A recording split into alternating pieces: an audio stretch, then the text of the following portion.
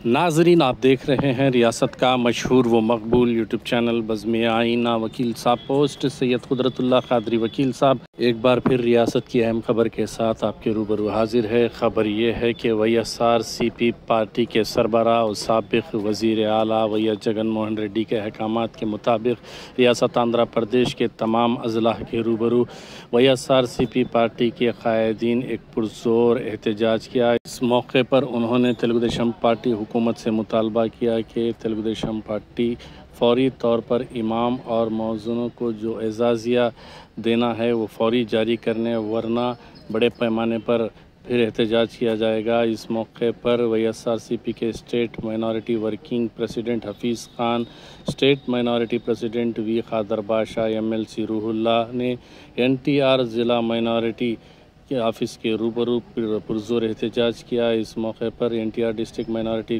President Mastan और local corporators भी शरीक रहे और एक NTR डिस्ट्रिक्ट के जॉइंट कलेक्टर को एक रिप्रेजेंटेशन भी पेश किया। उन्होंने मुतालबा किया कि जो पेंडिंग ऑनोरियम है यानी एजाज़िया है 83 करोड़ है वो फौरी तौर पर जारी किया जाए। आप देखिए ये खुसूसी रिपोर्ट। सैयद कुदरतुल्लाह कादरी वकील साहब को दीजिए इजाज़त। अगर आप हमारे चैनल को अब तक सब्सक्राइब नहीं किए हैं तो ज़रूर सब्सक्राइब करें, लाइक करें, शेयर करें, कमेंट करें, बेल बटन दबाना ना भूलें ताकि लेटेस्ट वीडियोस आप तक बआसानी से दस्तयाब हो सके। अस्सलाम वालेकुम।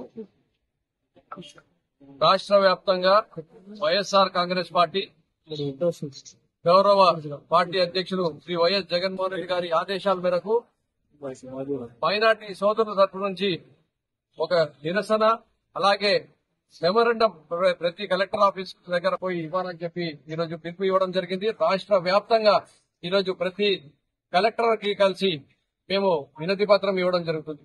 ఆ వినతి పత్రం ఏమిటంటే 2014 నుంచి 19 వరకు ఎప్పుడైతే చంద్రబాబు నాయుడు గారు ఉన్నారో అప్పుడు ఇమాంలకు, మౌజన్లకు 5,000 రూపాయలు, 3,000 రూపాయలు ఇచ్చేటం. అదే జగన్మోహన్ రెడ్డి గారు 2019లో వచ్చిన తర్వాత అదే దానికి పెంచి 10,000 రూపాయలు, 5,000 రూపాయలు ఇవ్వడం జరిగింది. అయితే మేము ఎలక్షన్ బోర్డు వచ్చేంత వరకు ఎంత డబ్బు ఇవ్వాలో మార్చి నెల వరకు పూర్తిగా చెల్లించి మేము మళ్ళీ ఎలక్షన్ పోవడం జరిగింది.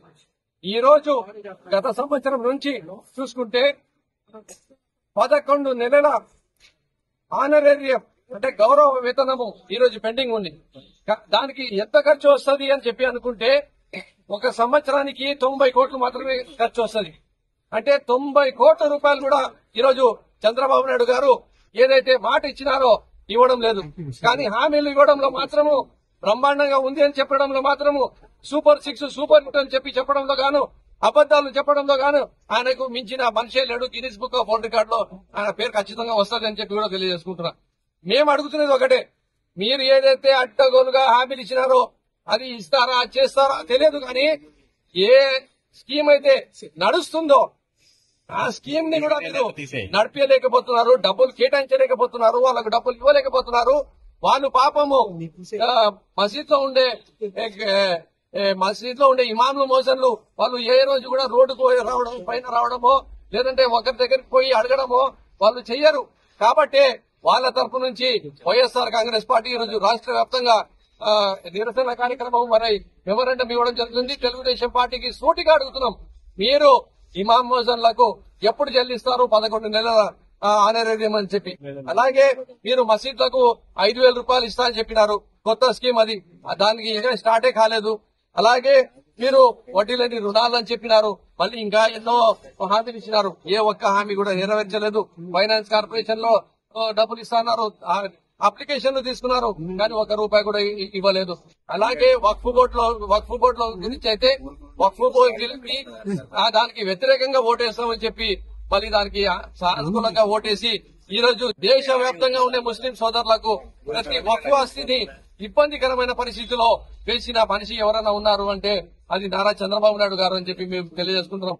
అదే వైఎస్ఆర్ కాంగ్రెస్ పార్టీ లోక్సభలో, రాజ్యసభలో పార్టీ ఓటు వ్యతిరేకంగా వేయడమే కాకుండా జగన్మోహన్ రెడ్డి గారు నా ద్వారా సుప్రీంకోర్టులో కూడా కేసు పార్టీ తరఫు నుంచి కూడా వేయడం జరుగుతుంది అని చెప్పి కూడా తెలియజేసుకుంటున్నాం. మేము కులాలకు, మతాలకు, ప్రాంతాలకు అతీతంగా ప్రతి ఒక్కరూ బాగుండాలని చెప్పి కోరుకునే పార్టీ మా నాయకుడు జగన్మోహన్ రెడ్డి గారు అని చెప్పి తెలియజేసుకుంటూ, ఏ హామీలు మీరు ఇచ్చినారో ఆ హామీల్ని వెంటనే నెరవేర్చాలి. అలాగే ఈ ఇమాం మౌజన్లకు ఈ ఒక్క నెల లోపలనే మీరు డబ్బులు ఇవ్వాలని చెప్పి కూడా మేము డిమాండ్ చేస్తున్నాం.